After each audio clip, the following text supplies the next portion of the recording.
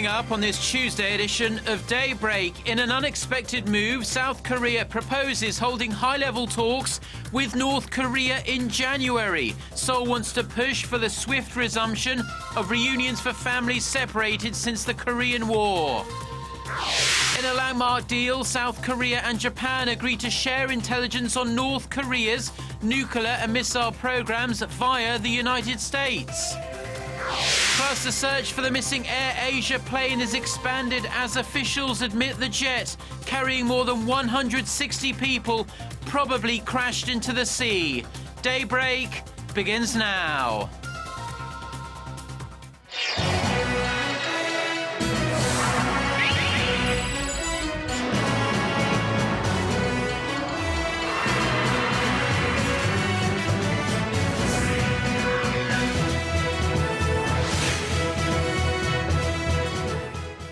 Hello and thanks for joining us. To our viewers around the world, it's 6 a.m. on Tuesday, December 30th. Here in Seoul, I'm Mark Broome and you're tuned in to Daybreak.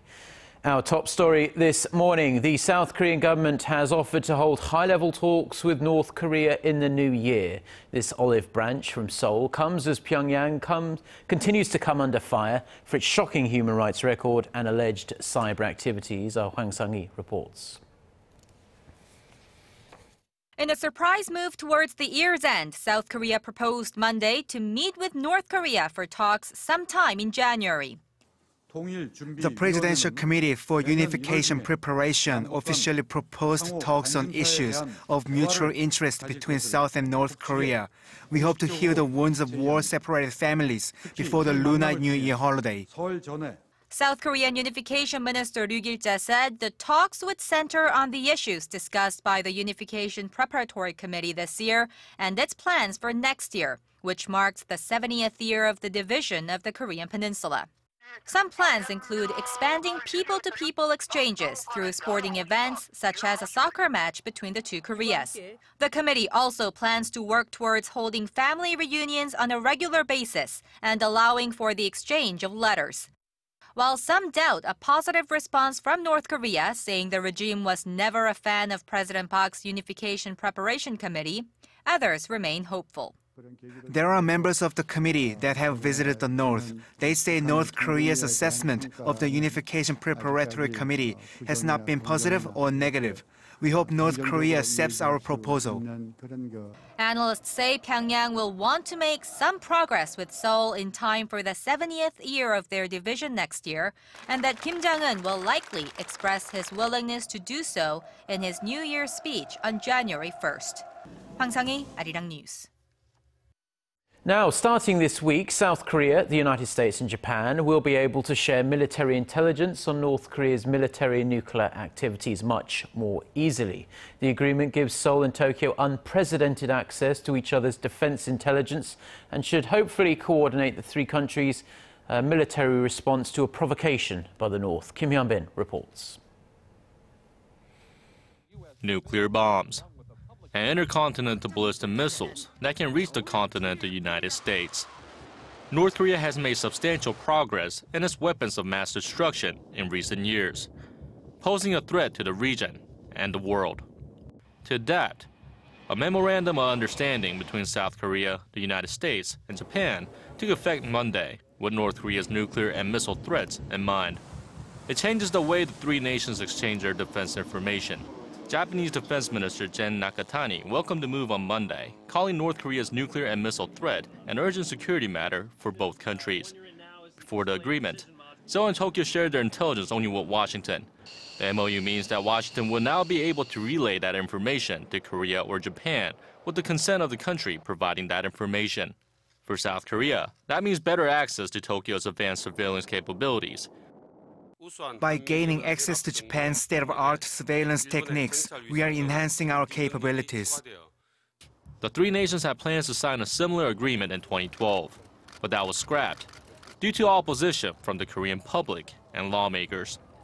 To avoid pushback this time around, the agreement was scaled down to the vice minister level.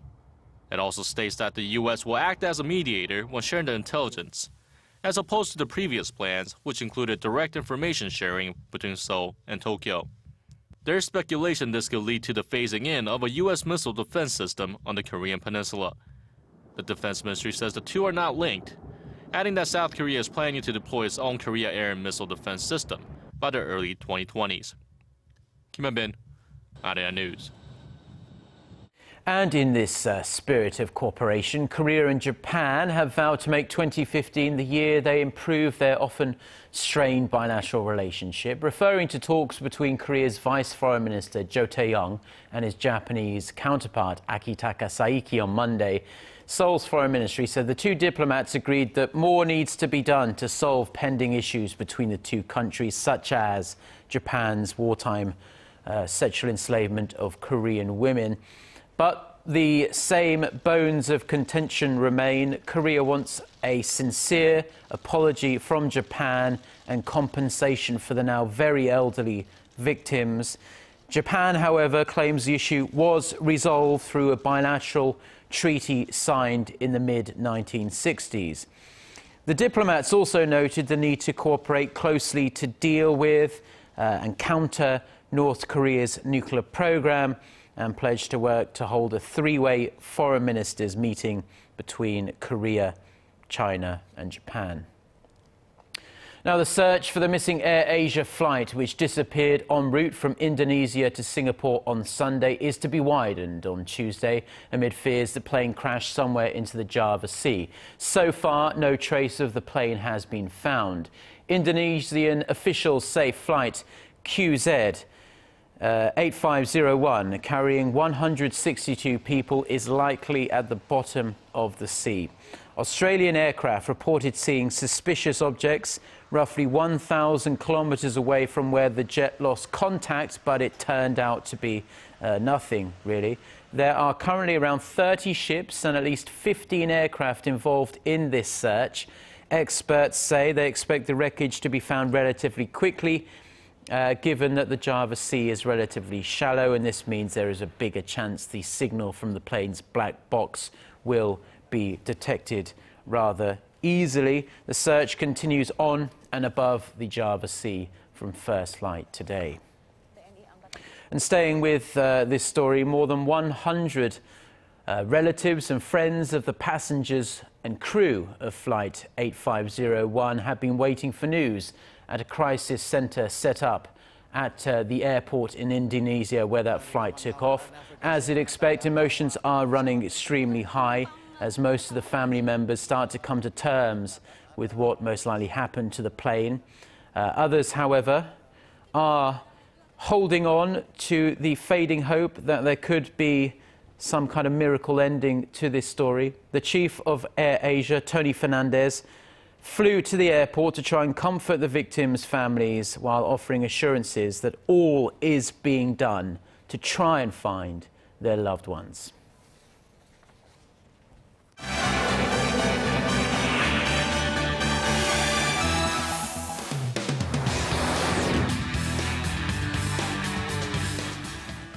Time now for a look through the other global headlines we're following this Tuesday morning here in Seoul. For that, we turn to Son Jung-in, standing by for us at the News Center. Good morning, Jung-in. Good morning, Mark. Rescue teams have evacuated more than 400 people from a ferry that caught fire off the Adriatic Sea on Sunday, but 10 people were reported to be killed in the disaster. Italian and Greek helicopters continued their rescue efforts throughout the night to airlift stranded passengers waiting on the upper deck of the ship. Italian authorities say that while the evacuation is now finished, 2 boats will remain in the area to continue searching for people who may be missing. Officials also said that a formal criminal investigation has been launched into the accident. Over in Greece, lawmakers failed to elect a new president for a 3rd time this month, triggering early national elections next year. During a 3rd round of voting in Parliament Monday, the ruling party candidate Stavros Dimas received 168 votes out of 300, falling short of the 180 needed to clinch a victory. Shortly after his defeat, Prime Minister Antonis Samaras announced snap general elections for January 25th. Greece's 2-party governing coalition has has 155 seats and needs support from opposition or independent lawmakers to ensure a win for Dimas. Greek constitution dictates that in an unsuccessful vote for president in which only members of parliament participate, the country has to call general elections.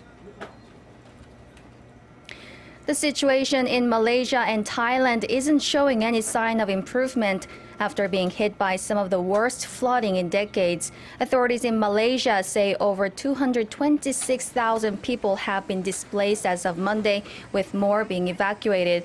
According to reports, relief volunteers are facing logistical problems supplying food and water to many villagers stranded without electricity as roads remain cut off to all land transport in many areas. The situation is not any better in Thailand, where 8 of its southern provinces are reporting persistent flooding. The northeast monsoon has been particularly heavy this year, with 10 reported dead in northeastern Malaysia and 14 killed in southern Thailand. Americans have once again named Hillary Clinton as the most admired woman in the world. Clinton, who is widely expected to announce a bid for presidency next year, has held a top spot for the 13th straight years in an annual Gallup poll. Oprah Winfrey came in second, followed by Nobel Peace Prize winner Malala Yousafzai. And as for men, President Barack Obama led the list of most admired men in 2014. Obama has been most admired man for the last 7 years, beginning with 2008 when he was elected president. Pope Francis came in second, and Bill Clinton was third.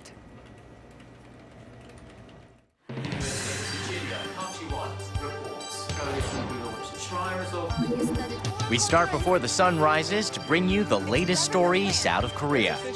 We also lead the way with important global coverage. Stay on the pulse of what is happening with Daybreak.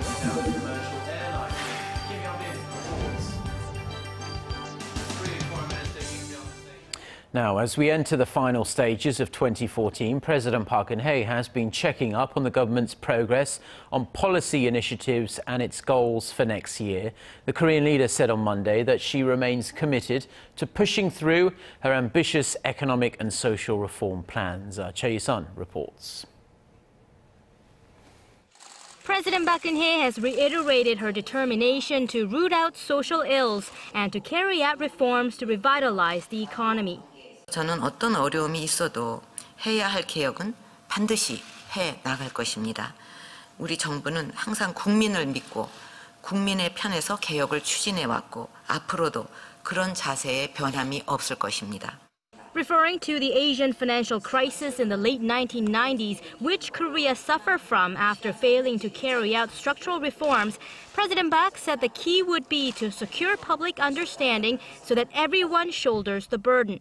In the coming years, she said reforms should be carried out in the areas of labor, finance, pension, education, housing, and public institutions. Meanwhile, the heads of ministries and agencies reported to the president on the progress made on the government's 38 key tasks for the year. Some of them include slashing the debt ratio of public institutions by 15 percentage points, stimulating President Park's creative economy, and expanding government support for medical services. While acknowledging the forward-moving steps in the past year, the president also pointed out that they fell short of benefiting people's livelihoods. In order to fulfill the goals in her 3-year economic plan, she said officials would have to continue their reform and innovation initiatives while keeping tabs on external factors such as the weakening yen and falling oil prices.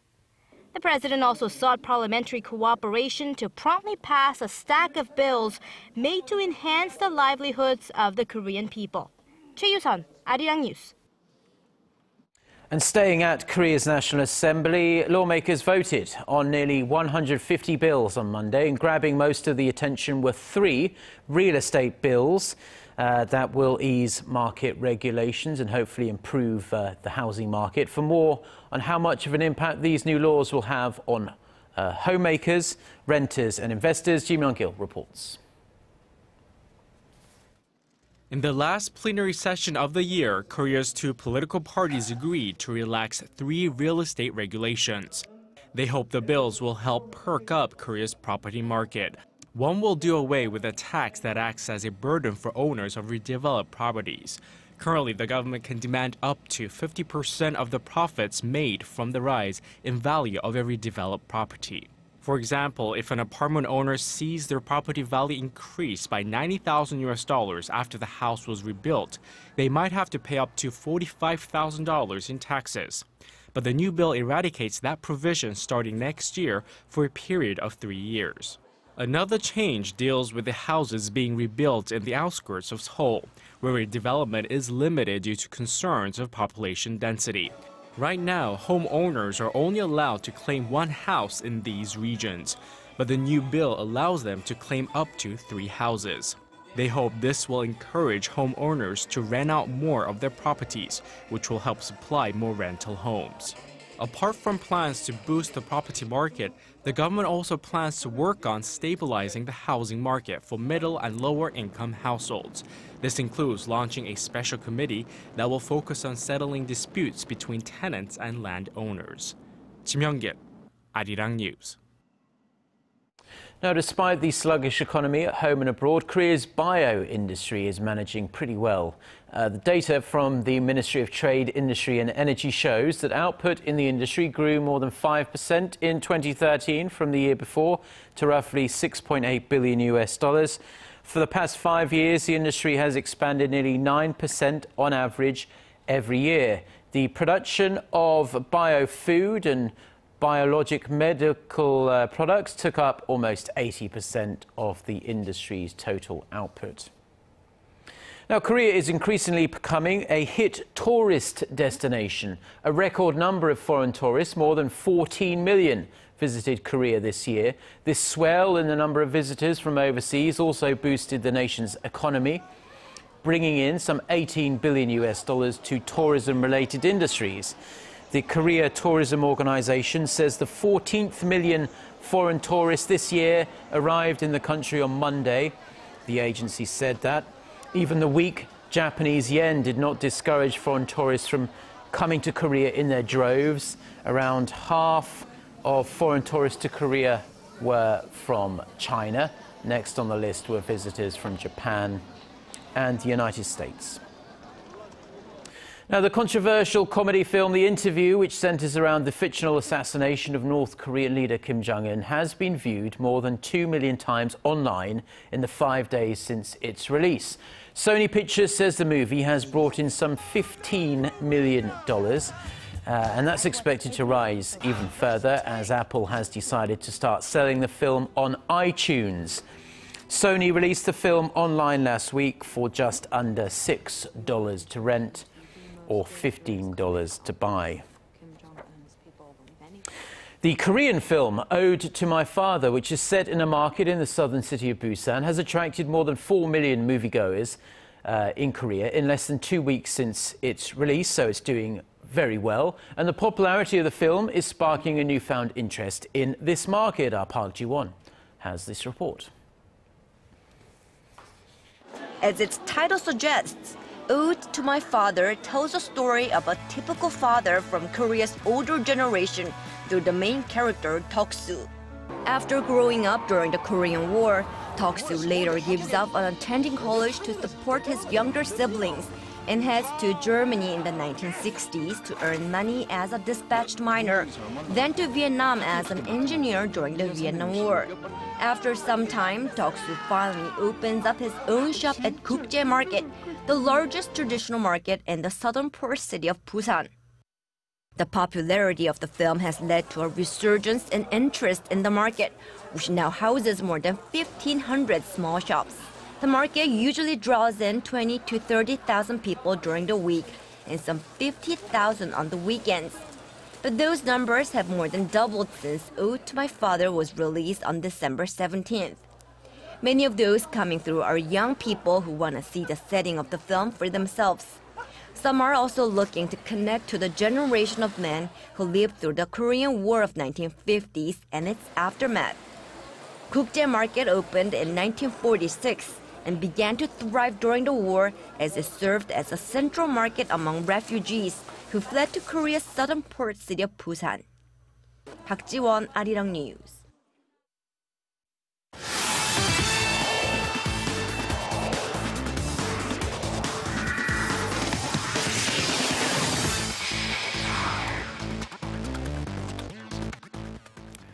And a good Tuesday morning to you all as we kick things off with football, as Korean football fans voted for the best footballer, best match, and the best goal of the year. The fans placing their votes at the KFA website from December 4th to the 26th. The results are out, and Bayer Leverkusen's Son Heung-min was named the Player of the Year, receiving 51% of the vote as he continues to have an incredible season with the German club.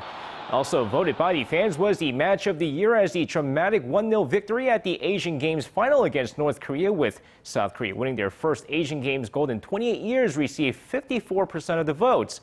Meanwhile, Lee Gun-ho's goal against Russia in the 2014 Brazil World Cup received 29% of the vote and was named the goal of the year by the fans. And now moving on, everyone in Korea would agree that Kim Yeon-a's story in 2014 was the biggest story of the year, but apparently Japan also agrees that it was one of the biggest stories of the year in 2014. Now, with Germany winning the 2014 Brazil World Cup being listed as the top story of the year, Kim Yeon-a's silver medal finish at the Sochi Winter Games was listed at number 2, as Japan Times compiled a list of top 10 sports stories of the year.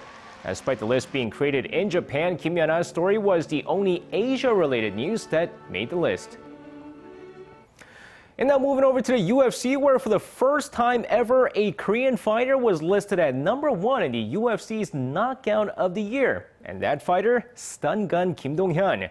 Now living up to his nickname, the welterweight fighter pulled off UFC's first KO via spinning elbow this past March during UFN 37, when his spinning elbow connected with John Hathaway in the third round of the fight. Meanwhile, despite the KO of the Year honors, Kim Donghyun had a rather disappointing year in finishing 2014 with a record of just 1 win and 1 loss, including a TKO loss against Tyron Woodley. And now finishing things off in baseball, it's no surprise that KBO teams have been spending more and more money on the players this offseason, but Tucson Bears' Dustin Nippert set a new KBO record as he became the highest paid foreigner on Monday. With the right-handed ace set to play his 5th season with the Tucson Bears, he received a record $1.5 million deal, making him the highest paid foreign player in the KBO history.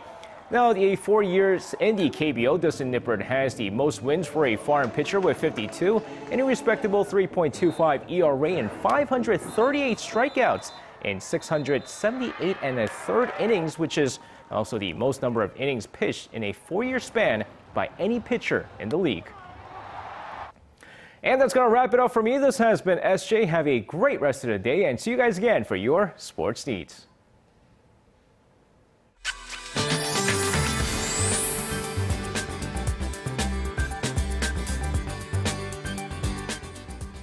Good morning, everyone. I'm Michelle Park here with the latest weather forecast. We have another mild morning with temperatures similar to yesterday, just below 0 degrees Celsius.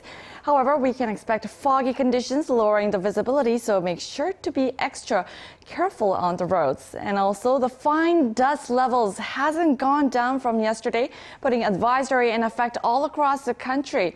And currently, the fine dust level ranges between 100 to up to 160 micrograms per cubic meter, which is about 3 to 4 times higher compared to the normal levels.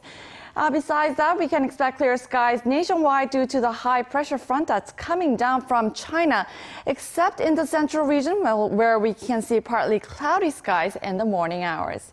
And now to our readings for today. Seoul will peak up to 6 degrees this afternoon. Meanwhile, the southern cities such as Gwangju and Busan will be higher at 11 and 12 degrees. Now moving over to other regions such as Jeju Island, we'll get up to 14. Dokdo hits down to 8 degrees, while Mount Keungang is same at -4 degrees. Well, that's all for now. Michelle Park, and here's a look at the weather conditions around the world.